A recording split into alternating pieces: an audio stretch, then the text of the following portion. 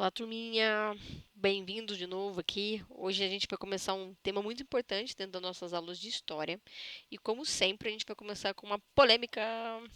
Essa polêmica bem importante, na verdade, para a gente refletir sobre a sociedade, sobre os rumos da história, sobre por que a gente aprende tal coisa e não tal coisa. Já se fizeram essa questão? Já se perguntaram por que alguns assuntos a gente vê na escola e outros a gente não vê na escola? Um pouco do tema de hoje passa por isso, sobre assuntos que até um pouquíssimo tempo atrás a gente não via na escola. Isso porque a gente vai começar a estudar dois povos muito importantes, com muita história, com muita cultura, que é o povo chinês e o povo indiano.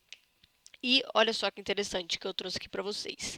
Eu trouxe dois livros de histórias meus, da época assim, da época que eu estudava, né? Esse aqui era meu. Tcharam, Rumos da História. Nesse livro, né, a gente tinha todos os conteúdos que os autores desse livro e possivelmente o currículo da época achava que era importante que nós soubéssemos, né? Então eles achavam que a gente tinha que estudar esses conteúdos que estão aqui no livro didático. Inclusive os livros didáticos são grandes normativos sobre o que a gente aprende na escola. O que acontece com esse livro didático? Eu vou mostrar para vocês. Acontece que na unidade 1 a gente tem um debate sobre as primeiras conquistas. Conquistas de quem? Conquista o quê? E ele basicamente vai falar sobre os gregos e os romanos. Só. Nesse livro aqui, a única parte que debate antiguidade e povos da antiguidade debate Grécia e Roma, como se eles fossem um único povo da antiguidade, né? Aqui não tem os persas, não tem nem sequer a Mesopotâmia, né? O que isso significa, né? O que significa um livro didático não ter, né, determinados povos? Basicamente significa que eles são retirados da história, né? Se a gente não tem registro, se a gente não aprende na escola, então esses povos eles não existiram. E isso abre margem para uma série de problemas, né? Mas vamos focar aqui primeiro.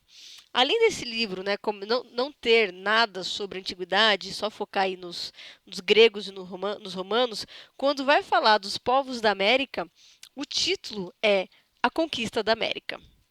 Ou seja, né, por demais uma visão completamente ocidental, eurocêntrica da história do mundo. Então, é muito complicado, né? Inclusive, quando vai começar a falar de Brasil, o título é Brasil, Colonização e Riqueza. Aí vocês podem pensar, pô, professor, isso daí é um livro único, né? Tem outros livros, né? Está fugindo aí da realidade, né? Tipo, tá olhando um livro só. Então eu trouxe outro livro de história um pouco mais antigo aqui para vocês, ó. Que bonitinho, né? Nesse livro de história, a gente também tem as mesmas problemáticas. Ele é um pouco melhor, né? Ele é um pouquinho melhor.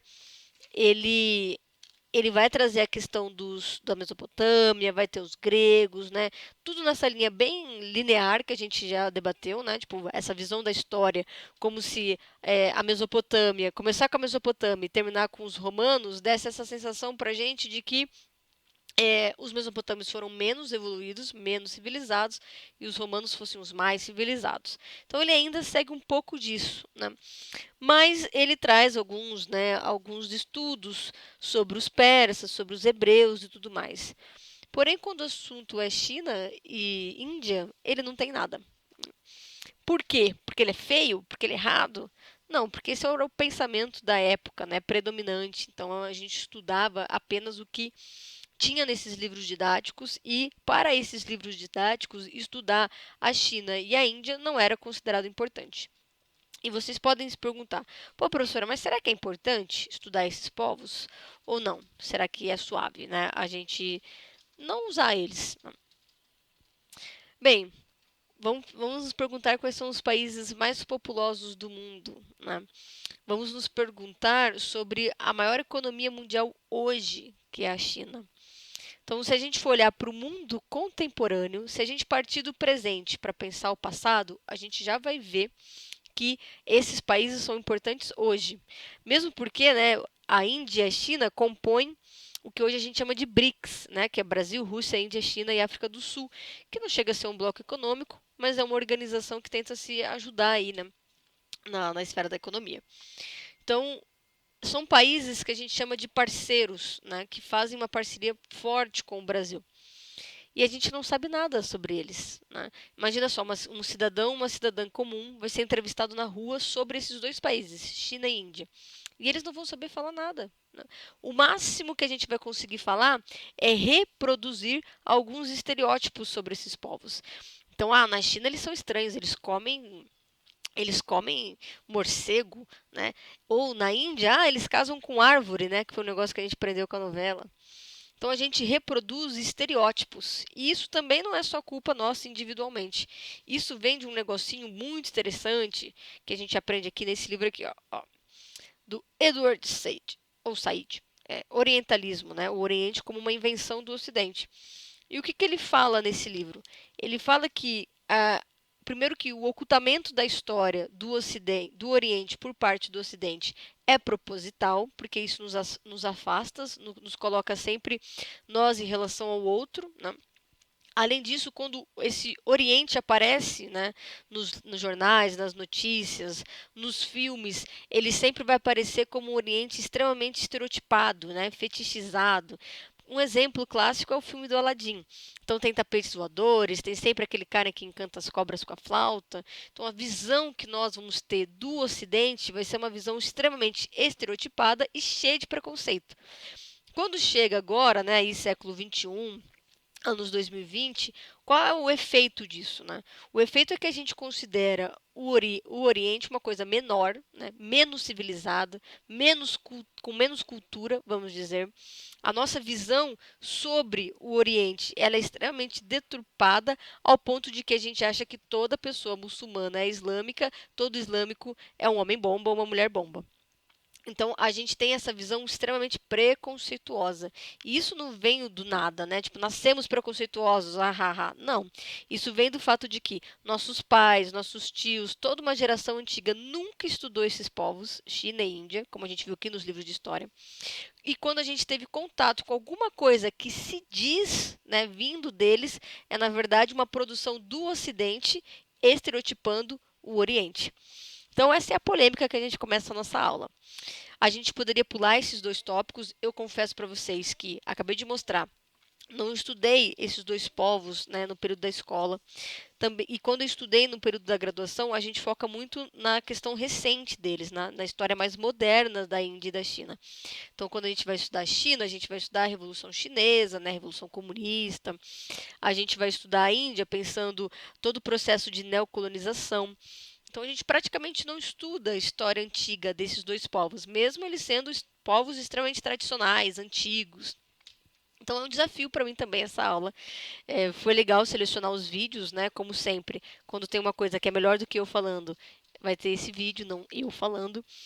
E dei uma estudadinha, mas claro, a gente não vai se aprofundar, não vai ficar profissional na história desses países. O que é importante aqui? Toda aula tem uma coisa assim, tipo, que é essencial, né? Que a gente não pode perder no meio do caminho. É a gente ter a visão de que muitas das coisas que a gente acha que sabe sobre os povos do Oriente vem desse orientalismo que deturpa, né? Que corrompe a imagem deles, né? Que a partir desses estereótipos produz uma visão completamente errônea. E só tem uma forma da gente deixar de ter essa visão errada, que é estudando os povos por eles mesmos, o que é bem difícil de fazer. Mesmo porque a gente não tem tanto acesso a essas produções. Então, fica esse desafio. O livro didático de vocês, ao contrário desses dois livros que já são história, então vai pra caramba, esses livros, eles possuem um diferencial, né? O livro de vocês, ele já traz a história da China, a história da Índia. Como eu falei, eles trouxeram a história dos faraós negros. Então, é um livro didático que ele é um pouco mais moderno, né? E a modernidade exige a gente pensar para além do nosso umbigo e olhar para a história com maior amplitude. A gente vai pegar vários livros de historiadores, sociólogos, filósofos, e eles vão falar o seguinte: olha, eu estou aqui fazendo uma análise, mas a minha análise só serve para o Ocidente. Porque se fosse estudar o Oriente, aí não faria sentido a minha pesquisa. Ou seja, para praticamente metade do mundo, a sua pesquisa não serve de nada. E a gente finge que está tudo bem, como se essas pesquisas fossem universais, quando elas não são. Então, o que é importante dessa aula? A gente ter essa visão crítica de que muitas vezes na história a gente excluiu metade do mundo e produzimos uma. Vou usar esse termo, mas a gente ainda vai debater mais para frente, né? Em algum momento em sociologia, sei lá. Mas que produziu uma certa ideologia que camufla a realidade como ela realmente é. Que é o povo oriental como eles realmente são por eles mesmos. Então, esse é o problema do orientalismo. Tudo bem? Espero que vocês curtam esse formulário e a menção do mês de setembro. Delícia! Tchau, tchau.